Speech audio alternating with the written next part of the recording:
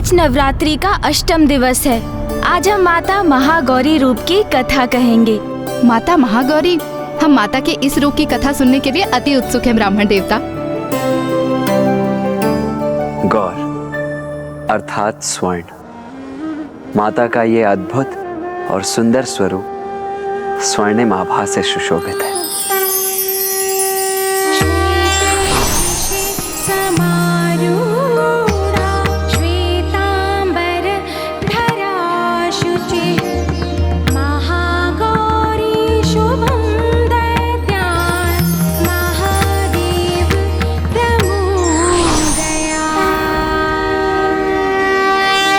बात उस समय की है जब माता पार्वती गणेश जी को उत्पन्न कर मातृत्व का सुख प्राप्त कर चुकी थी। ओम नमः शिवाय, ओम नमः शिवाय। माँ, पुत्र,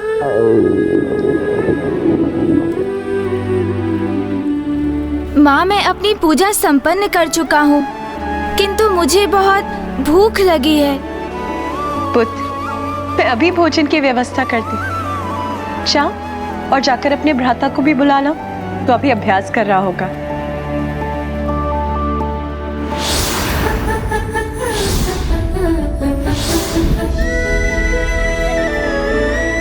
माता तो पूर्ण रूप से अपनी गृहस्थी की देखरेख में मग्न हो गई थी।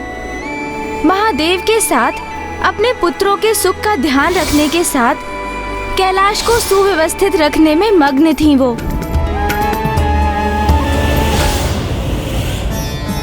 नाथ, देवी पार्वती को इतनी कुशलता से अपनी गृहस्थी संभालते देखकर देवी मैना और महाराज हिमावन को अपनी पुत्री पर कितना गर्व होगा ना।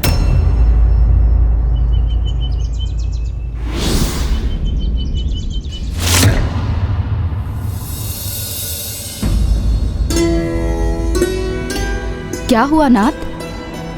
मेरे शब्दों का श्रवण कर आप इतने चिंतित क्यों हो गए? प्रिय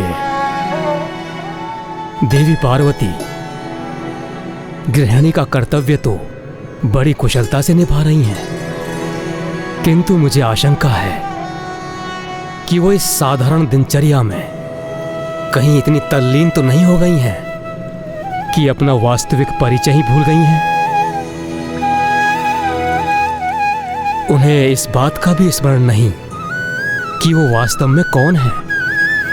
यह सत्य है कि वो एक पुत्री होने के साथ साथ एक पत्नी भी हैं और एक माता भी हैं, किंतु इससे भी पूर्व वो देवी आदिशक्ति हैं। देवी पार्वती को उनके वास्तविक अस्तित्व का स्मरण कराने का समय आ गया है। आप उन्हें ये स्मरण कराएंगे? नहीं, यदि इसमें मुझसे तनिक भी त्रुटि हो गई तो मैं देवी आदि शक्ति के कोप को सह नहीं सकूंगा। किंतु यदि आप सृष्टि रचयिता ब्रह्मदेव इसमें अपनी असमर्थता जता रहे हैं, तो फिर अत्यंत कठिन कार्य को करने में भला कौन समर्थ होगा? और कौन? ये तो स्वयं भोलेनाथ महादेव को ही करना होगा।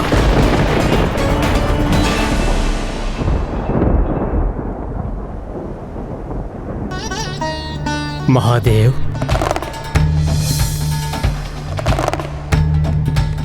क्या हुआ ब्रह्मदेव? किस चिंता ने आपको यहां आने पर विवश कर दिया?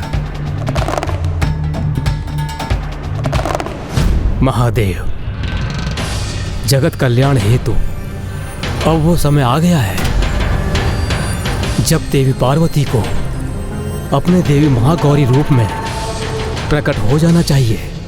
ब्रह्मदेव, ये तो आपको भी भली भांति ज्ञात है कि देवी आदि शक्ति अपना दिव्य स्वरूप किसी कारणवश ही प्रकट करती हैं। जैसे यदि सृष्टि पर किसी असुर का आतंक छाया हो या उनकी संतानें किसी बड़ी संकट में हो आदि।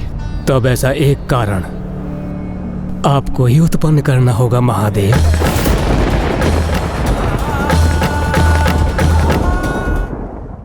देवी पार्वती अपने गृहस्थी में इतनी रम गई हैं कि वो ये भी भूल गई हैं कि उनका दिव्य स्वरूप क्या है। इसीलिए किसी प्रकार उनमें उत्तेजना उत्पन्न नहीं होगी। उनमें अपने दिव्य स्वरूप को धारण करने की इच्छा भी जागृत नहीं होगी। ब्रह्मदेव, स्पष्ट कहिए, आपकी मुझसे क्या अपेक्षा है?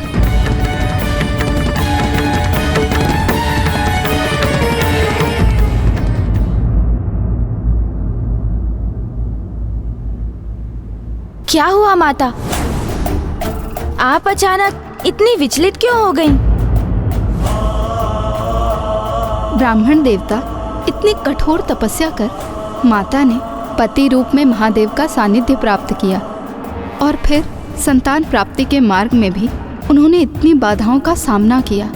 और अब जब माता को कुमार कार्तिकेय और गणेश जी के रूप में संतान सुख की प्राप्ति हुई और उनका जीवन एक पूर्णता प्राप्त कर चुका था, तो उनके द्वारा एक गृहिणी के दायित्व को निभाने में अनुचित क्या था? माता, इसमें तो कुछ भी अनुचित नहीं है। वैसे भी एक गृहिणी का कर्तव्य तो अत्यंत कठिन होता है, किंतु सत्य तो ये भी है कि माता जगत जननी है, माता आदि शक्ति है और उनकी दया दृष्टि एवं स्नेह की आवश्यकता तो इस संपूर्ण संसार को है।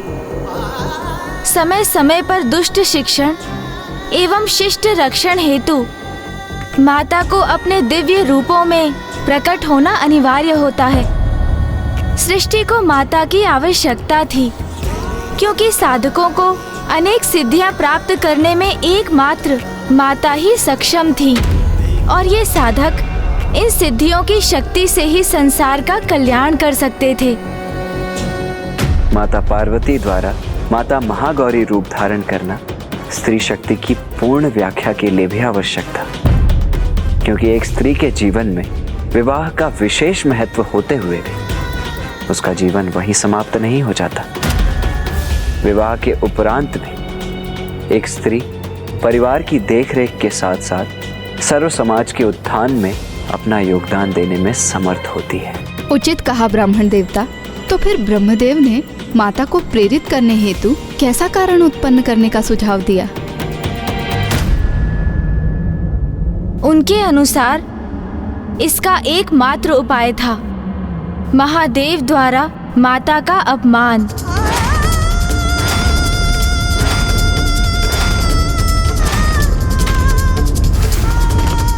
निंदा, निंदा।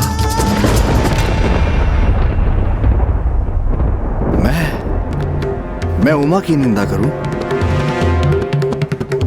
हाँ महादेव, आप किसी भी प्रकार देवी पार्वती के रूप की निंदा कीजिए। ब्रह्मदेव, मेरी अर्धांगिनी है उमा, उसका रूप नहीं, उसका तो संपूर्ण प्रतिरूप दिव्यता का प्रतीक है, अति सुंदर है, उनकी शक्ति अनंत है, स्वयं प्रकृति है। और ये ज्ञात होते हुए भी आप मुझे कैसा सुझाव दे रहे हैं? मेरे कथन को अन्यथा ना ले महादेव। कदाचित हमारे पास केवल यही एक उपाय है। संसार में कल्याण हेतु आपको ये करना ही होगा, और मुझे पूर्ण विश्वास है कि आप देवी पार्वती की निंदा करने का उपाय अवश्य ढूंढ लेंगे। तो क्या महादेव ने माता की निंदा की? उन्होंने इस परिस्थिति को कैसे संभाला ब्राह्मण देवता? माता पार्वती को स्वयं से विलग करने का महादेव के समक्ष यही एक सर्वोत्तम उपाय शेष था, जो उन्होंने अपने अनुसार उचित आशय से किया। किंतु अगले ही क्षण उनके कहे का कुछ ऐसा परिणाम निकलेगा उन्होंने सोचा भी नहीं था। जब जब पाप बढ़ता है, ईश्वर उसके अंत के लिए किसी न किसी अवतार में अवश्य आते हैं।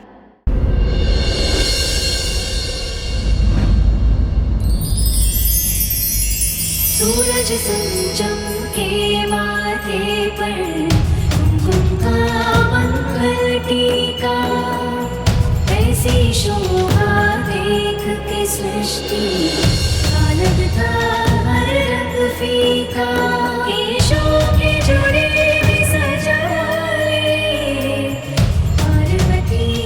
स्वामी,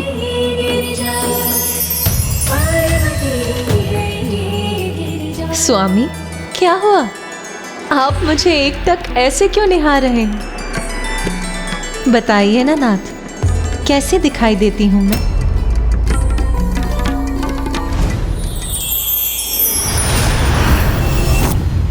लीजिए महादेव, स्वयं देवी पार्वती ने आपको अवसर प्रदान किया है, लाभ उठा लीजिए।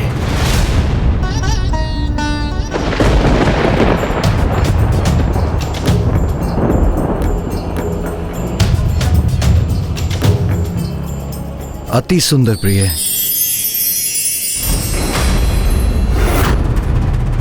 चलिए, मैंने अपनी प्रशंसा तो सुन ली, अब आप ये फल ग्रहण कीजिए। मैं चलती हूँ, मुझे कुछ और कार्य पूर्ण करने हैं।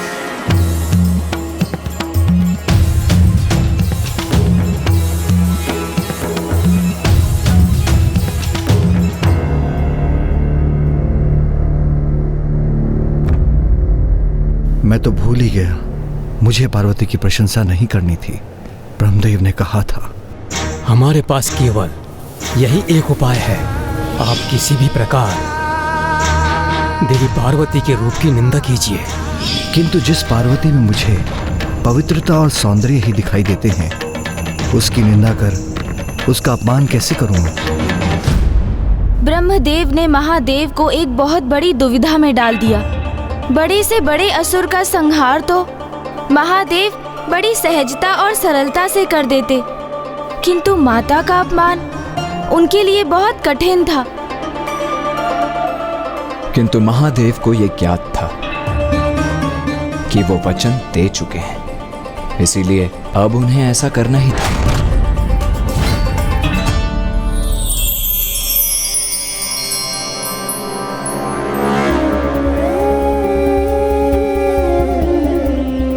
जिसके सौंदर्य में तनिक भी दोष न हो, उसके रूप की निंदा किस आधार पर करूं मैं? चंद्रमा के समान शीतलता प्रदान करने वाली जिसकी दिव्य आभा है, उसमें कोई दोष कैसे निकालूं मैं? चंद्रमा में तो एक दोष है भी, वो छाया। तो क्या पार्वती की दिव्यता में एक छाया का उल्लेख करूं मैं?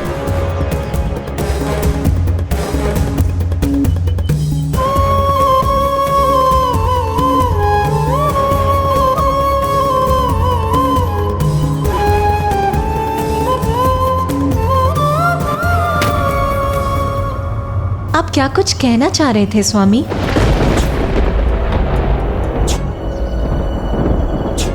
हाँ, मैं कहना चाह रहा था कि काली मेघ की छाया इन दिनों आकाश में दृष्टिगोचर नहीं हो रही। नाथ, आप भूल गए क्या? जेठ का मास, और भला जेठ की इस तपती धूप में आपको काली कटाई कहां से दिखाई देंगी स्वामी?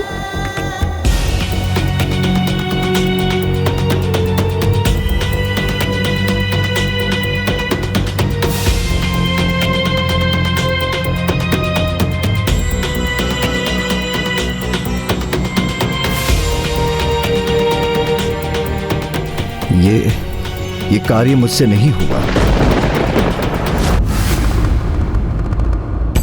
मेरी अर्धांगिनी है उमा, अर्थात मेरा आधा अंग।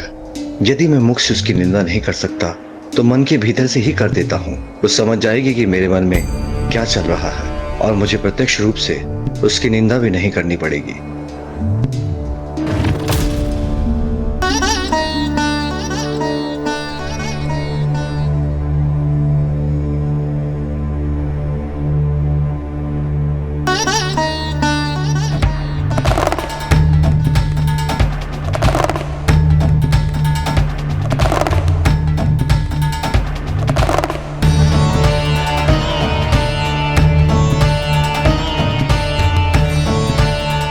पार्वती, मुझे तुम्हारी दिव्यता में दोष दिखाई देने लगा है। अब तुम्हारा रूप दिव्य प्रतीत नहीं होता मुझे।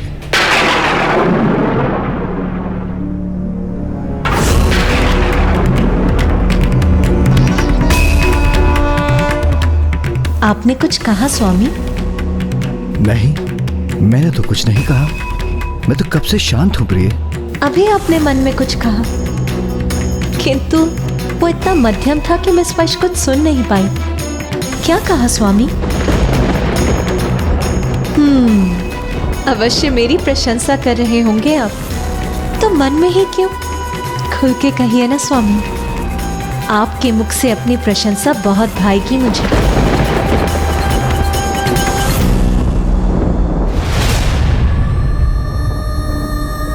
नाथ, अपने पति के मुख से अपनी प्रशंसा सुनने के लिए लालायित देवी पार्वती को जब ये ज्ञात होगा कि महादेव मन ही मन उनकी निंदा कर रहे थे, तो वो क्रोध में आकर रौद्र रूप भी धारण कर सकती हैं। और यदि उन्हें ये ज्ञात हुआ कि इन सब के पीछे आपका सुझाव है, तो फिर क्या होगा? नहीं उमा, मेरे मन में तो कोई विचार उत्पन्न नहीं हुआ। लाइए, आप मुझे पान दे दीजिए। अवश्य दूंगी स्वामी, किंतु उसके पूर्व आपके मन में जो विचार है, आप मुझे वो बताइए। आप मुझसे छिपा क्यों रहे हैं स्वामी? आपके मन में जो भी है उसे मुझसे साझा करने में इतना संकोच क्यों कर रहे हैं आप? कहिए ना नाथ। बालकों के समान हट मत करो प्रिय। मैंने कहा ना, मेरे मन में कोई विचार नहीं था। मुझे क्षमा कीजिए नाथ, किंतु आज के पूर्व आपने मुझसे कुछ भी नहीं छिपाया, तो फिर आज इतना संकोच क्यों कर रहे हैं आप?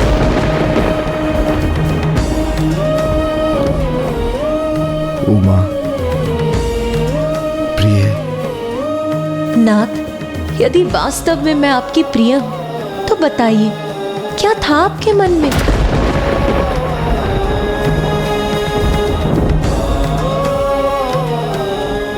समझ गई। यदि मेरे इतने आग्रह करने पर भी आप मुझे नहीं बता रहे, तो अवश्य ही कोई बुरा विचार होगा आपके मन में।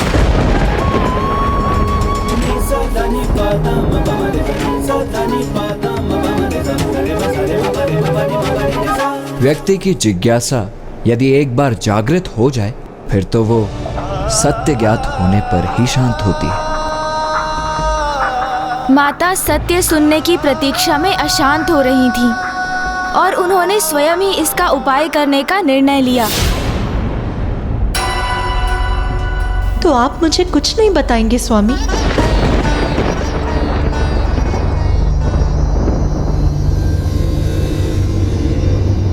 तो उचित है।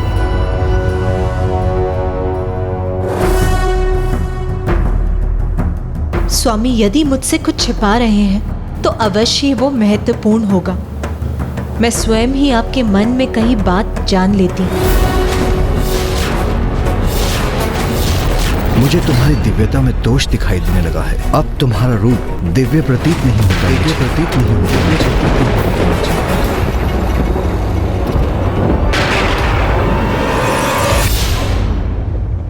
देवी आदिशक्ति तो त्रिकालदर्शी हैं। भूत भविष्य उनसे कुछ नहीं छिप सकता। देवी पार्वती ने अपनी उसी शक्ति का प्रयोग कर महादेव के मन का विचार ज्ञात कर लिया। उमा, अब मैं आपको दिव्य प्रतीत नहीं होती स्वामी?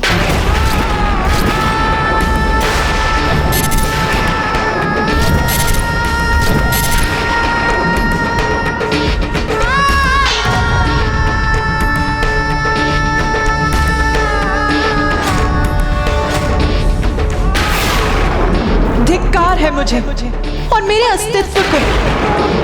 मुझे विश्वास था कि आप मुझे मेरे हर रूप में स्नेह करते हैं।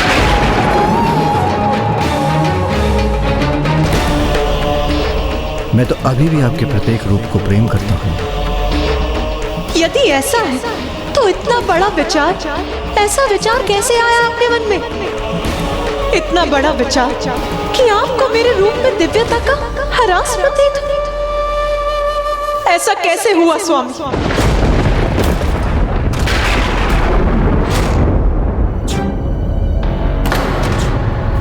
स्पर्श मत कीजिए मेरा स्वामी।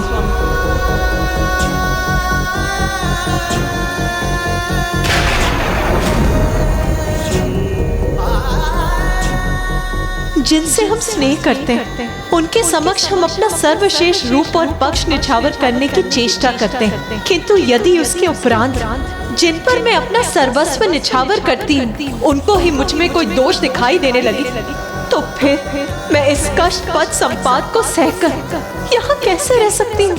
प्रिय, एक छोटी सी बात को इतना बड़ा मत बनाओ। जो तुम सोच रही हो वो सत्य नहीं है। सत्य नहीं? कैसे सत्य नहीं है? आपके लिए ये छोटी बात हो सकती, किंतु आप तो मेरे लिए मेरा संसार है, मेरे सर्वस्व है। और यदि आपके लिए ही मैं अप्रिय हो गई तो मैं यहाँ रहकर अपनी उपस्थिति से आपको कष्ट नहीं दूंगी। चली जाऊंगी मैं यहाँ से, चली जाऊंगी मैं यहाँ से। अब एक क्षण भी यहाँ नहीं रुकूंगी मैं।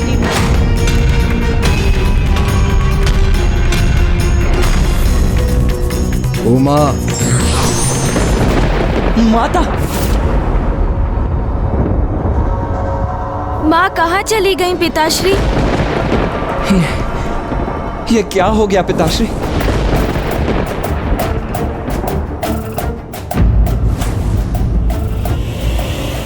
तो क्या माता पार्वती कैलाश छोड़कर चली गई? किंतु कहाँ गई वो और क्या किया उन्होंने? और फिर वो कैलाश लौटी कैसे? हमें बताइए ना पिताश्री, कहाँ अदृश्य हो गई है माँ? क्यों रुष्ट हो गई माता? क्या आपने उनसे कुछ अप्रिय वचन कह दिया?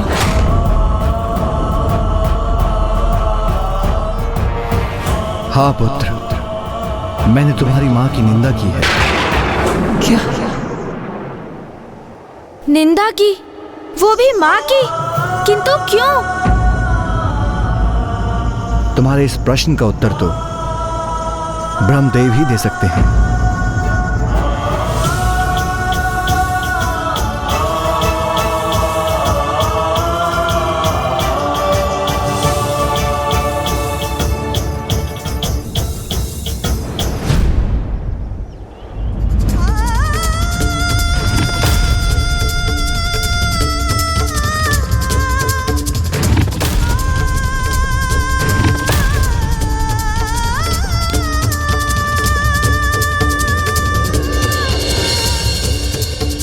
ब्रह्मदेव, ज्ञात है मुझे इस घटना के पीछे आप ही,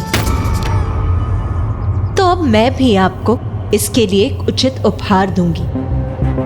अब आपकी ही तपस्या कर, आपको प्रसन्न कर, आप ही से वरदान प्राप्त कर मैं अपना एक अत्यंत दिव्य रूप प्रकट करूंगी। ओम ब्रह्मदेवाय नमः। ओम ब्रह्मदेवाय नमः। ओम ब्रह्मदेवाय नमः। ओम ब्रह्मदेवाय नमः। ओम ब्रह्मदेवाय नमः। ओम ब्रह्मदेवाय नमः। जिस सघन वन में माता ने अपनी तपस्या आरंभ की थी, वहीं एक बड़ा संकट प्रकट होने वाला था।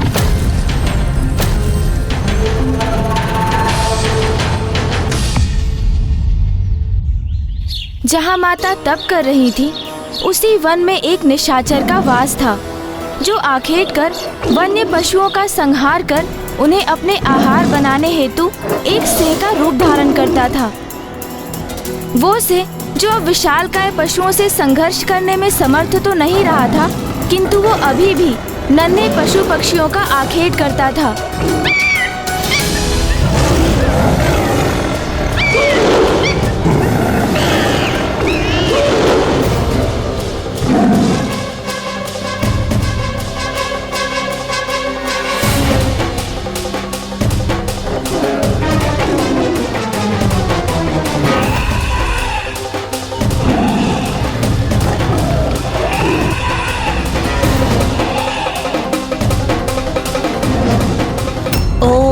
ब्रह्मदेवाय नमः।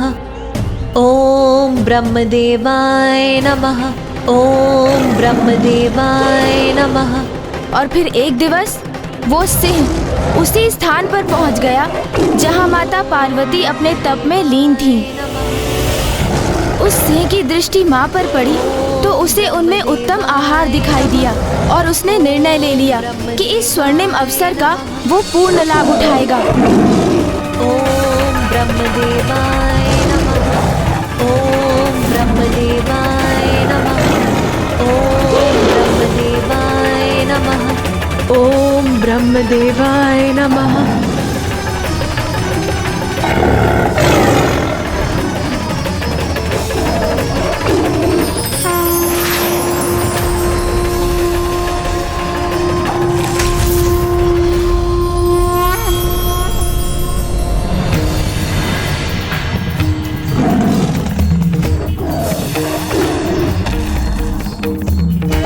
जैसे ही वो सिंह माता पर आक्रमण करने हेतु उछला, माता ने उसे स्तंभित कर दिया और वो सिंह माता पर दृष्टि साधे उनके समक्ष स्थिर था, इस आशा में कि वो माता की स्तंभन शक्ति से मुक्त होकर उन्हें अपना आहार बना सके। किंतु वो माता की शक्ति का कहाँ सामना कर सकता था, इसलिए वहीं उसी प्रकार उसे खड़े होने पर विवश होना पड़ा। किंतु अब धीरे धीरे माता की तपस्या उग्र होने लगी। ओम ब्रह्मदेवाय नमः। ओम ब्रह्मदेवाय नमः। ओम ब्रह्मदेवाय नमः। ओम ब्रह्मदेवाय नमः। ओम ब्रह्मदेवाय नमः। ओम ब्रह्मदेवाय।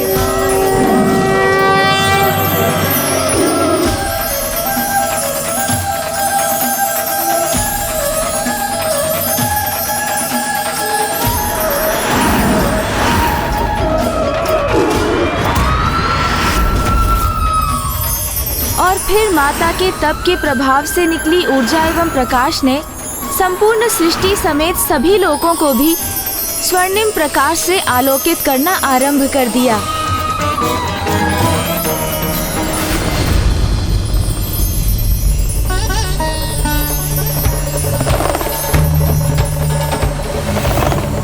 और फिर माता की उसी अलौकिक ऊर्जा शक्ति का प्रभाव उस सिंह पर भी पड़ा।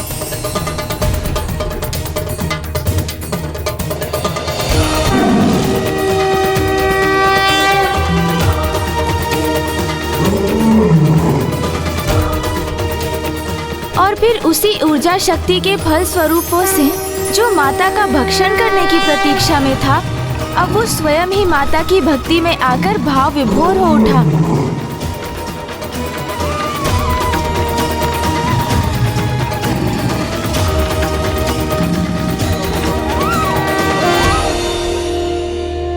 ओम ब्रह्मदेवाय नमः। ओम ब्रह्मदेवाय नमः। माता पार्वती को ये आभास हो गया कि वो सिंह उनके प्रति भक्ति भाव धारण कर मन ही मन में उनकी उपासना कर रहा है, और माता ने उसे अपनी कृपा दृष्टि से देखा। इतना विशाल हृदय था माता का।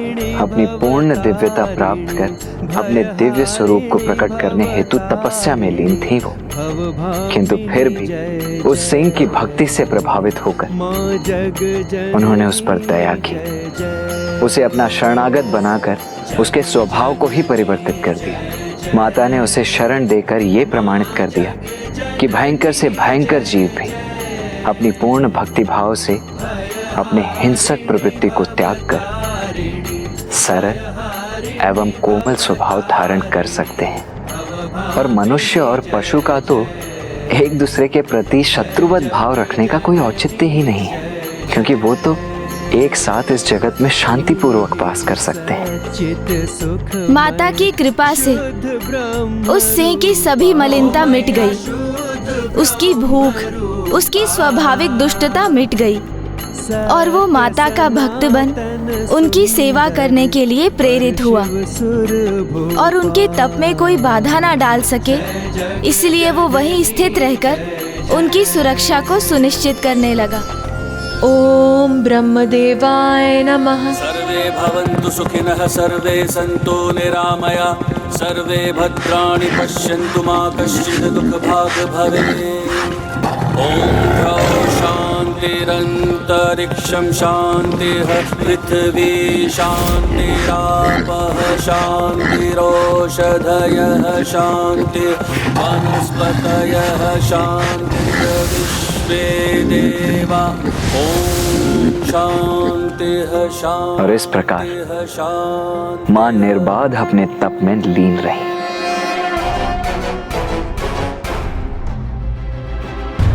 ओम ब्रह्मदेवाय नमः। ओम ब्रह्मदेवाय नमः। ओम ब्रह्मदेवाय देवी पार्वती, नमः।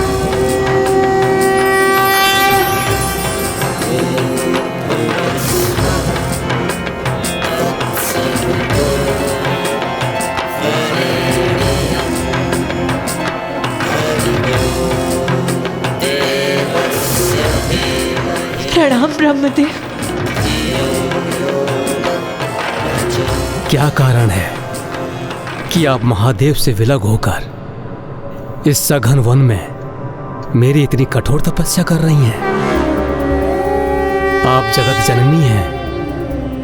तपस्या के संपूर्ण फलों की सिद्धि तो आपके ही अधीन है। समस्त लोकों के स्वामी परमेश्वर को अपने पति रूप में प्राप्त कर अपनी तपस्या का संपूर्ण फल तो आपने पूर्व में ही प्राप्त कर लिया है। आपकी जो भी इच्छा है वो तो मात्र आपके द्वारा उसका विचार करने से ही पूर्ण हो जाती है। इसलिए आपके इस तप में आपकी कोई लीला ही छिपी हुई है। तो मुझे बताइए देवी पार्वती, इस तपस्या के पीछे क्या मनोरथ है आपका? ब्रह्मदेव, सृष्टि के आदि काल से समस्त प्रजाओं में प्रथम होने के कारण आप मेरे ज्येष्ठ पुत्र हो। फिर प्रजा की वृद्धि होने हेतु आपके ललाट से महादेव के रुद्र रूप का प्रादुर्भाव हुआ। तब आप मेरे पति के पिता, मेरे श्वसुर होने के कारण गुरुजनों की कोटि में भी आ गए। और जब मैं इसका विचार करती हूँ कि मेरे पिता स्वयं गिरिराज और मेरे पूर्व जन्म के पिता प्रजापति दक्ष आपके पुत्र हैं, तब तो आप मेरे लिए साक्षात पितामह के स्थान पर हुए, लोक पितामह। इस प्रकार आप मेरे लिए मेरी लोक यात्रा के विधाता हैं। मैं अपने संसार में इतनी मग्न हो गई, अपने परिवार की देखरेख का दायित्व निभाने में, अपने स्वामी एवं संतानों की आवश्यकताओं को पूर्ण करने में इतनी व्यस्त हो गई कि मैं ये भूल बैठी कि परिवार की परिधि के बाहर भी मेरा एक अस्तित्व है। मेरा वास्तविक अस्तित्व ही भूल बैठी मैं। किंतु आपके कारण मुझे ये स्मरण हुआ कि एक पत्नी और एक माँ के सिवाय भी मेरा एक दिव्य परिचय है। और मैंने आपकी तपस्या इसलिए की कि आपसे वरदान पाकर मैं अपना ये दिव्य स्वरूप उजागर करूं, ताकि मेरे इस दिव्य स्वरूप से सृष्टि का निरंतर कल्याण होता रहे। इतने शुद्र मनोरथ के लिए आपने इतनी कठोर तपस्या की? यही तो माता की लीला थी। यही तो ब्रह्मदेव को उनके द्वारा दिए जाने वाला उपहार था, जिसका उल्लेख माता ने किया था। क्योंकि ब्रह्मदेव के माध्यम से ही माता को स्मरण हुआ कि वो एक पत्नी, पुत्री एवं माता के साथ साथ देवी आदि शक्ति भी हैं। स्वयं जगत जननी है वो। उनका एक दिव्य स्वरूप है, एक अनुपम अद्भुत अस्तित्व है, जिसे तप से उजागर करने की आवश्यकता है। माता की इस लीला से सृष्टि रचयिता ब्रह्मदेव के सम्मान में वृद्धि हुई। उनसे वरदान प्राप्त कर माता ने ये भी सिद्ध कर दिया कि जिस संसार को उन्होंने जन्म दिया उसकी मर्यादा का भी पूर्ण रूप से पालन किया। चूंकि इस प्रसंग का आरंभ ब्रह्मदेव से हुआ, तो इसका अंत भी उन्हीं से होने जा रहा था। इस संसार में ऐसा क्या है जो आपकी इच्छा के अधीन नहीं है? आपकी इच्छा हो तो आप महाप्रलय कर इस संसार को ही परिवर्तित कर सकती हैं। इसलिए मैं आपको दिव्य स्वरूप प्रदान करने में सक्षम कहां हूं। किंतु यदि आप मुझे अपनी इच्छा पूर्ति का माध्यम बनाना ही चाहती हैं तो ये तो मेरा परम सौभाग्य है। इसलिए मैं आपको वरदान देता हूं कि आपका मनोरथ पूर्ण हो।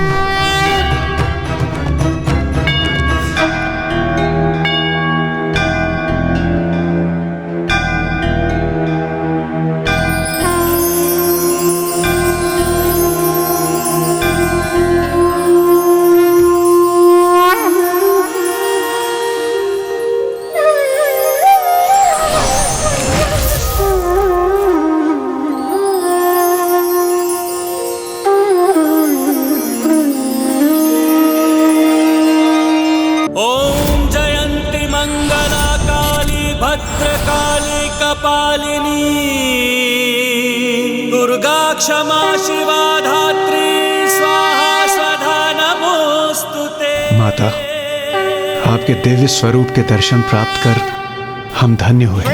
वसन मुख उज्ज्वल अनुपम देवी तू महागौरी, शिव ने रूप दिया देवी को माता कल्याणकारी। हे माँ माता कल्याणकारी, हो माँ माता कल्याणकारी। माँ हो माँ।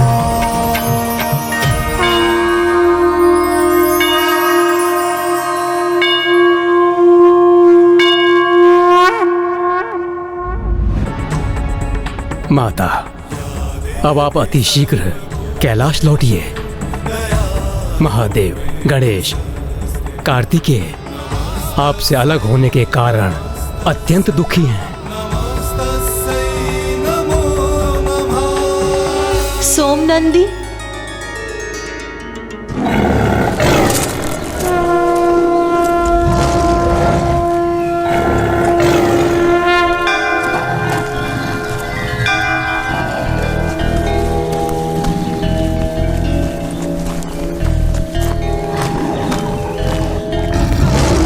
मेरे तप के मध्य तुमने मेरी काफी सेवा की है, अतः तुम भी मेरे साथ कैलाश चलोगे।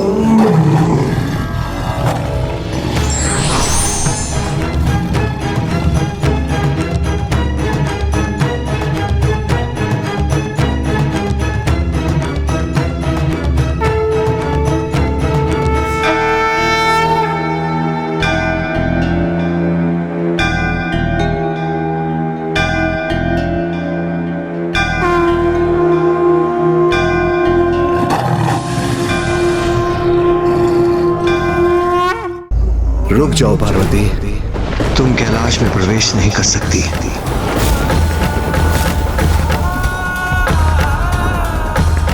क्या हुआ? आपने मुझे क्यों रोक दिया स्वामी?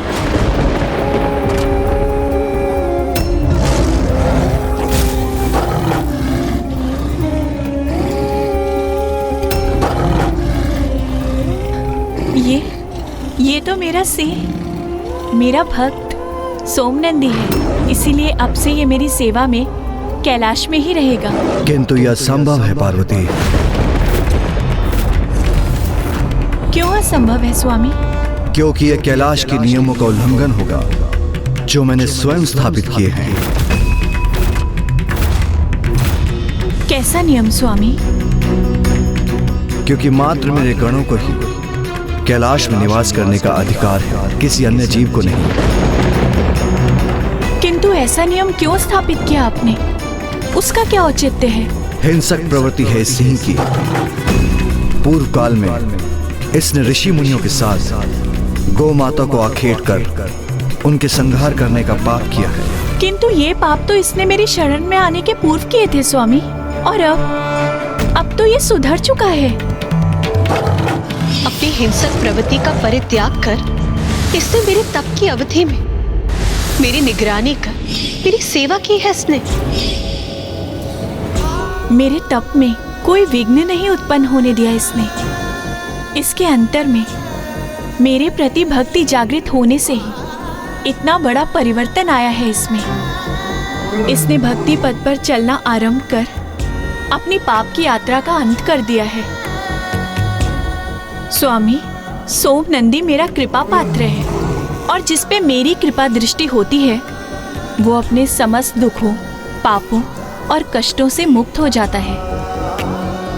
आपके गण आपके कृपा पात्र हैं, इसीलिए उन्हें कैलाश में निवास करने का अधिकार है।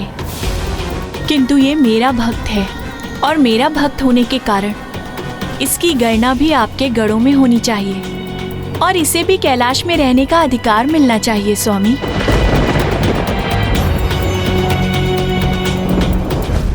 किंतु माता, कैलाश में तो पिताश्री के प्रमुख गण नंदी जी भी निवास करते हैं ना। और ये तो सर्वज्ञात है ना माता कि सिंह और वृषभ अपनी चिर शत्रुता के कारण एक साथ कदापि नहीं रह सकते। पुत्र, कैलाश जैसे पावन स्थान पर शत्रुता का भाव कहाँ रह सकता है? कैलाश जैसे स्थान पर सभी जीवों को समान सम्मान प्राप्त होता है, जहाँ कोई भी जीव किसी भी अन्य जीव का आक्षेप नहीं करते, जहाँ के वासी अहंकार से परे हैं, द्वेष, ईर्ष्या, शत्रुता जहाँ स्वतः ही मिट जाती है, जहाँ विचार एवं कर्म में किसी भी प्रकार की नकारात्मकता का कोई भी स्थान नहीं होता। पुत्र, मैं उचित कह रही हूँ ना स्वामी?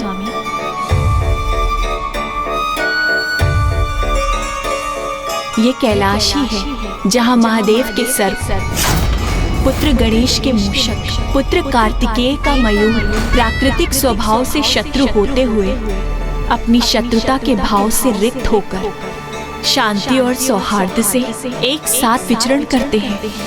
उसी प्रकार नंदी और सोम नंदी भी एक साथ यहाँ निवास करेंगे। आपने सर्वथा सत्य कहा प्रिय। जहाँ शत्रु पैर फूलकर मित्रता अपना ले, वही तो कैलाश है। मैं आपके सिंह सोम नंदी को अपने गणों में स्थान देकर अपने कैलाश में निवास करने की अनुमति प्रदान करता हूँ।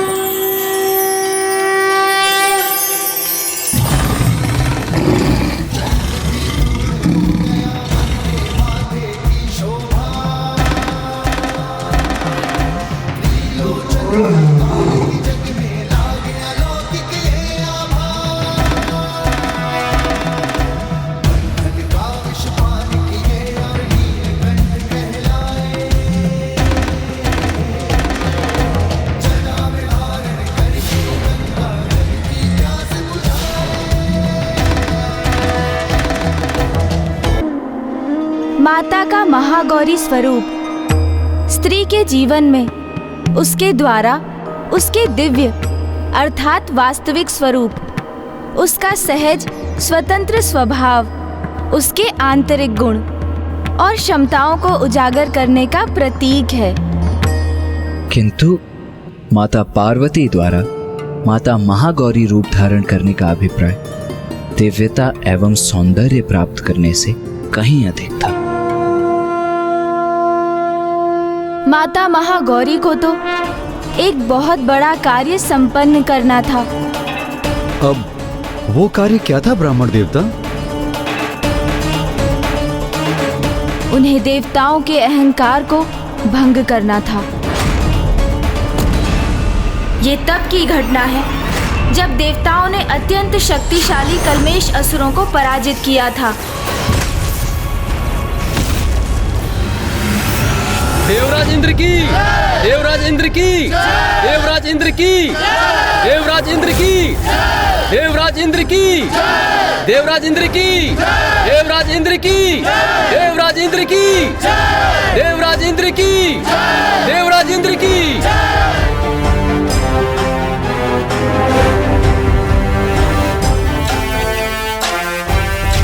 देवगण, एक बार पुनः हमने मेरे देवराज इंद्र के कुशल नेतृत्व में दुष्ट कल्मेश असुरों को धूल धूसरित कर दिया।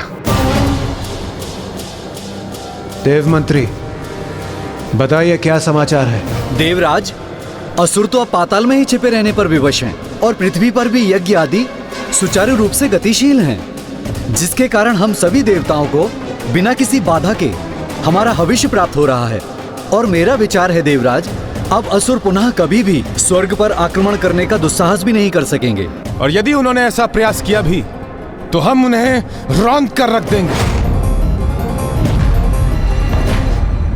अब असुर अपने तक ही सीमित हैं, तो फिर जब वो हमारे प्रति कोई दोषपूर्ण व्यवहार नहीं कर रहे हैं, तो अब देवताओं के मन में उनके प्रति इतनी हिंसा क्यों है? देवगुरु, असुरों के स्वभाव से आप भी अनभिज्ञ नहीं हैं। मुझे ज्ञात है कि वो शांत है, किंतु वो कितने समय के लिए ऐसे ही शांत रहेंगे इसका कोई प्रमाण नहीं।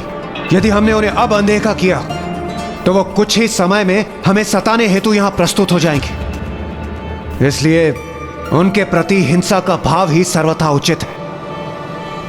इससे पूर्व कि वो हमारे लिए कोई संकट उत्पन्न करे, हमें उनका अंत कर देना चाहिए। आखेट, इन असुरों का आखेट करना चाहिए हमें। आखेट, आखेट, आखेट। देवगण, यही उचित समय है। हमें असुरों के लिए आखेट का आयोजन कर एक एक असुर को पाताल से खदेड़ कर उनका अंत कर देना चाहिए। हाँ, यह सर्वथा उचित है देवराज। हम इस आखेट को एक क्रीड़ा बना लेंगे और उस आखेट क्रीड़ा से इन दुष्ट असुरों में भय और आतंक उत्पन्न करेंगे।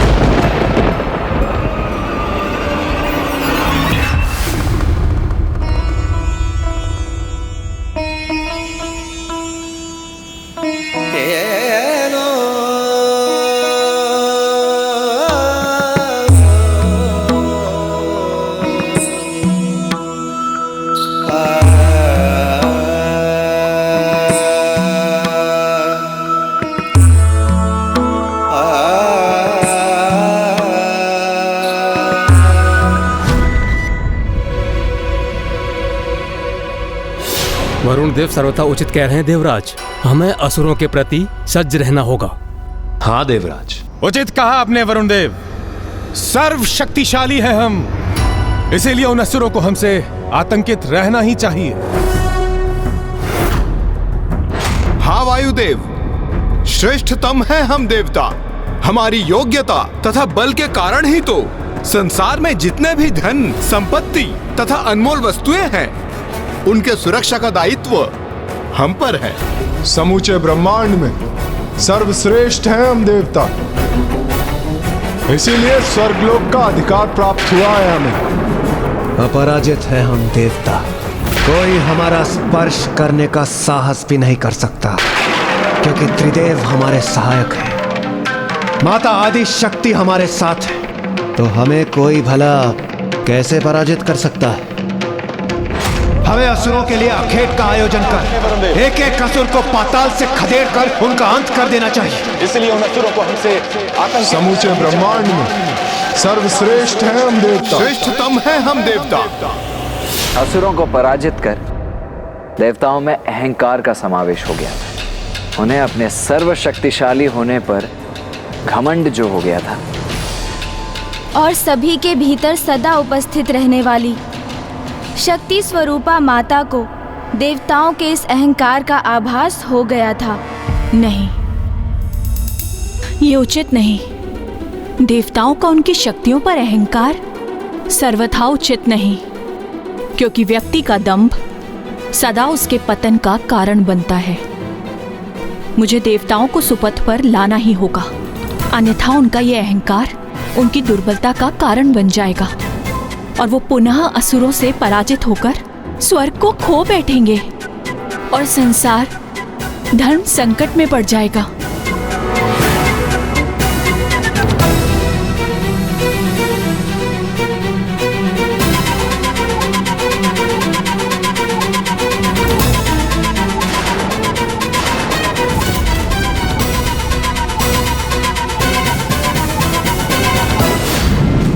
संतान सुपथ से भटक जाए तो उसे सुपथ पर लाना माता का ही कर्तव्य होता है। तो उसी कर्तव्य को निभाने हेतु मुझे देवताओं के अहंकार को भंग करना ही होगा।